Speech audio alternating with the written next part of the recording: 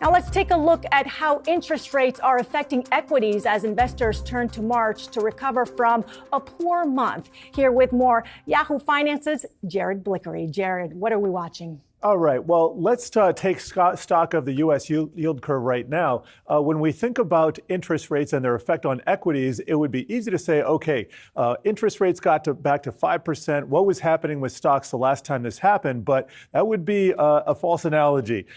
What's more useful to think of is where the rates are in terms of their relationship to each other. So right here at the top of this chart, I have the 13-week T-bill, and that is in purple here. And I have the U.S. 10-year T-note yield, that is in blue, and we can see, and this goes, by the way, all the way back to just before the 1980s. So you can see we had this huge spike up. This is a Paul Volcker era when we had elevated interest rates, and they've been trending down ever since, except now they have finally broken to the upside right here.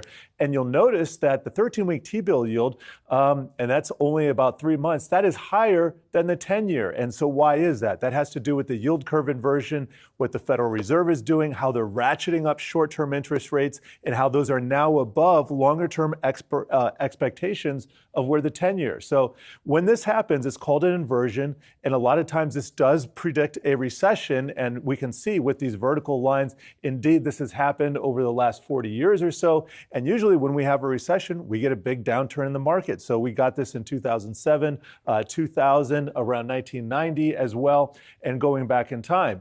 Now, I said it's also important to measure where interest rates are against the S&P 500 and what's called its dividend yield. So if you take a look at what the S&P 500 stocks altogether would pay you, it comes out to about 1.7% per year. And you'll notice that's way below the interest rates that we're talking about, 4 and 5% for some of these tenors in the U.S. Treasury yield. So when you have that risk premium, or the opposite of it, telling you, all right, we're going to give you a lot more money for putting your money in these safe bonds, guess what? A lot of investors are going to do that. They're not going to put as much money in equities. And so we see this little dance take place. I would say the other thing that really affects equities right now is the speed of the move of the bond market. And for that, we look at the MOVE index. This is like the VIX, but for bonds. And this goes all the way back to about 2003. These big spikes right here, these are all crises. So this was the pandemic. This was the global financial crisis.